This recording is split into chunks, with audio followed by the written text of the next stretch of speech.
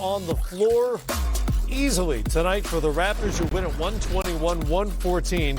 37 points, 11 assists for Lowry as the Raptors end a 3-game losing streak. They did it without Fred VanVleet or OG Anunoby, among others, on the floor. Pascal Siakam had 39 for the Raptors, and the night did not go well for the defending world champion LA Lakers, who lose for the 6th time in 7 games.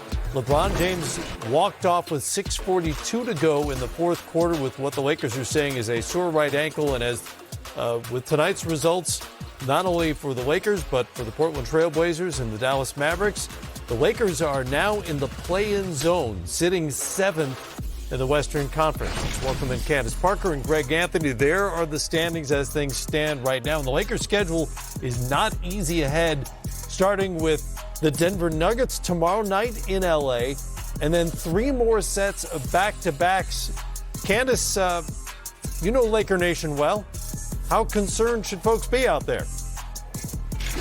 Well, I think they should be concerned with the fact that LeBron has a sore right ankle. You know, if he aggravated that, it could definitely be a blow with not much time left. But at the same time, you know, I think that LeBron and AD, if they are healthy and they're able to be out there, I wouldn't count them out just yet. I know they've lost 6 of 7, but a lot of the mistakes and, you know, it's from rust, but it's also from committing to the defensive end.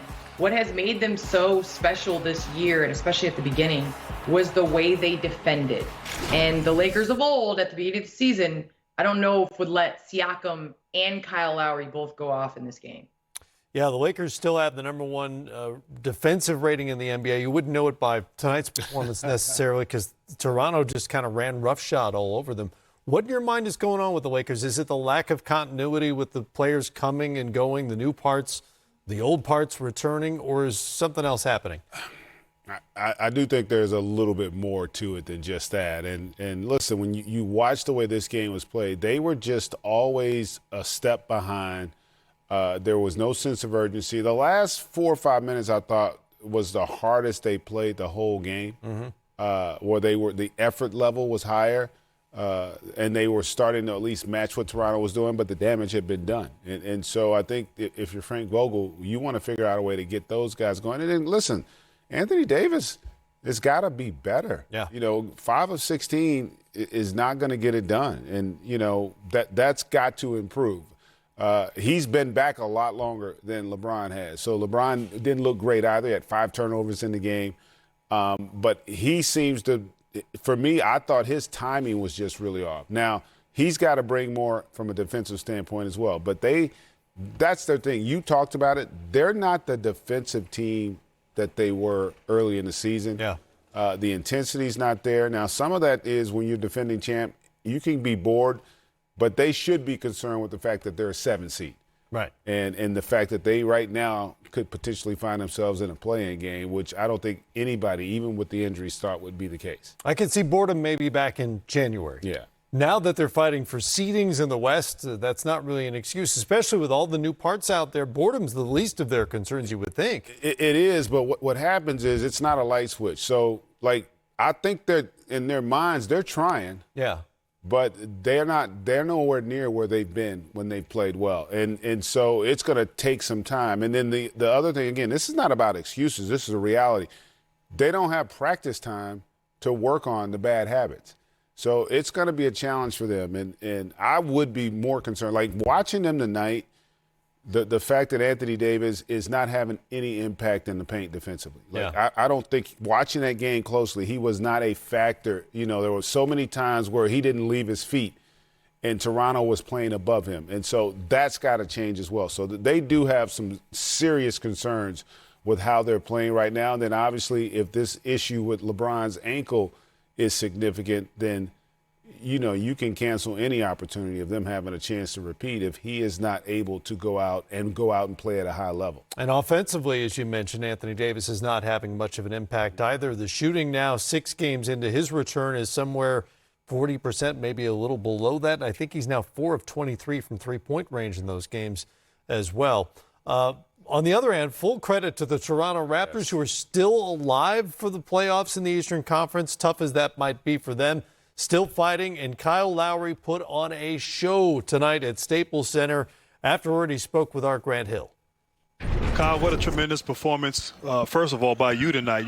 I know you're 35 years old. You look like you were 22 out there. You have a career high in three-pointers made. You made 8 from the three-point line, but just 37 points. I mean, just talk about your play and what you were trying to accomplish here tonight against the world champion Lakers. First of all, I want to shout out my man Chip Hart, his wife.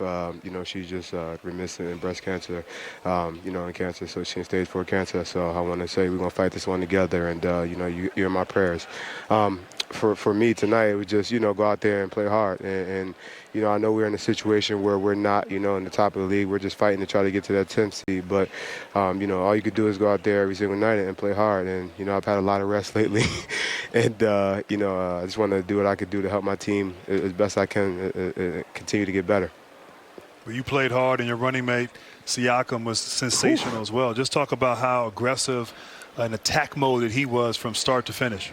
Yeah, when P's in his attack mode, he's downhill, he's getting to his handles and getting to his rhythm. And then the big thing for him is when he hit his threes. If you look at tonight, he hit his threes tonight, and that opens the floor for him.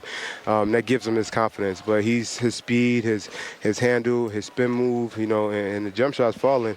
And I just feel like he just, he was just had his confidence tonight. He's playing against one of the best players, 2 of the best players in the world, LeBron and AD. He got to get his mojo going.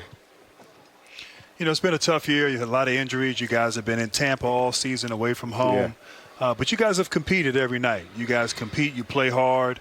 Obviously, you've had great leadership. Nick Nurse, his style of play.